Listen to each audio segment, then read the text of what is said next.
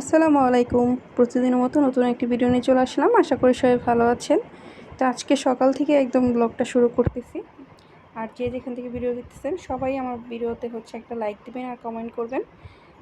তো আজকে সকালবেলায় ঘুম থেকে উঠছি 8টা বাজে। উঠে দেখি কারেন্ট নাই। তো ইমো অফিসে যাওয়ার সময় আমারে বলতেছে যে তোমার কারেন্ট নাই। তো আমি মনে হয় মাইকিং করছে এলাকায় যে কারেন্ট থাকবে না।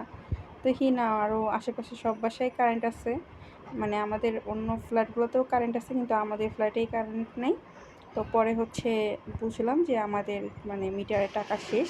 কিন্তু পরে ইমো অনলাইনে চেক করে দেখতেছি মিটারে টাকা আছে। মিটারও যায় দেখতেছি যে হ্যাঁ মিটারে টাকা আছে, কিন্তু মিটারে কারেন্ট আসতেছে না। তো কি একটা সমস্যার মধ্যে পড়ছে। তো ইমো অফিসে চলে গেছিলো। বাসায় এসে তারপর কারেন্টের একটা ব্যবস্থা করলো। তারপরেও রিচার্জ করার পরও কারেন্ট আসতেছিল না। তো এটা নিয়ে অনেকক্ষণ বাইরেওয়ালার সাথে কথা বলার পরে উনি জানি কী করছে। তারপরে কারেন্ট আসছে। এটা আমরা বুঝতে পারতেছিলাম যে এটা ওনার একটা চালাকি বা কিছু, যে উনি আমরা চলে যাব, উনি ভাবতেছে আমরা লোন নিয়ে গেছি, এই জন্য উনি মিটারটা মনে হয় বন্ধ করে রাখছে, এরকম কিছু একটা করছে। তো আমার হাজব্যান্ড বারবার যায় বলতেছিল যে রিচার্জ করছি, তারপরেও কারেন্ট আসতেছে না। পরে উনি কার্ডটা নিয়ে তারপর উনি ঠিক করে দিছে।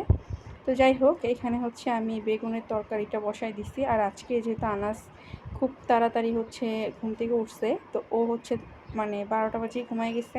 পরে গোসল টোসল করায় ঘুম পাড়ায় দিছি। আর এখানে আমি যেহেতু সকালে একটু চা রুটি খাইছি, আমার খুব ক্ষুধা লাগছে। তো আমি বসে বসে কী খাবো, তো ভাবতেছি যে আচ্ছা রান্না করি আর একটু চিপস খাই, তাহলে অন্তত ক্ষুধাটা একটু মিটবে। তো আমি এখানে বেগুনের তরকারিটা ইলিশ মাছ দিয়ে রান্না করছিলাম।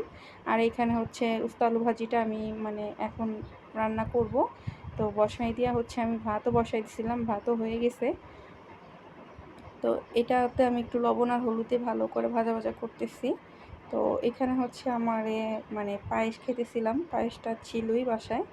তো এটা খাইতেছিলাম, খুবই মজা লাগতেছিল খাইতে। আমি আসলে পরে আর ভাত খাইতে মন চাইতেছিল না, আমার খুব ঘুম পাইতেছিল। তো আমি একটু 1 ঘন্টার মতো রেস্ট নিছি। পরে আনাজ উঠে গেছে, তখন আর আমার রেস্ট নেওয়া হয় নাই। তো এখানে আমি গোসল টোসল করে এখন খাওয়া দাওয়া করে নিব। আর আনাস এখানে মোবাইল দেখতেছে।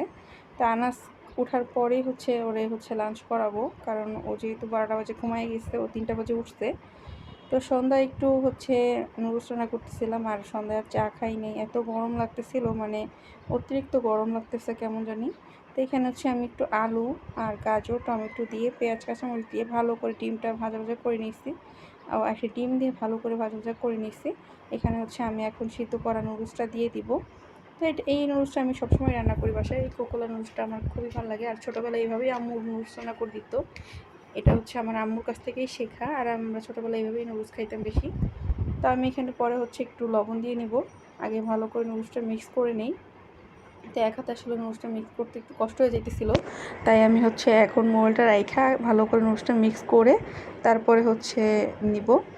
তো এখানে জাস্ট আমার জন্য প্লেট একটু নিছি। ইমুরে বলছে যে তুমি নুডলস খাওয়া, ও বলছে না আমি পায়েস খাইছি তাই আর খাবে না। তো আজকের মতো ভিডিওটা এর মধ্যে, ভালো থাকবেন।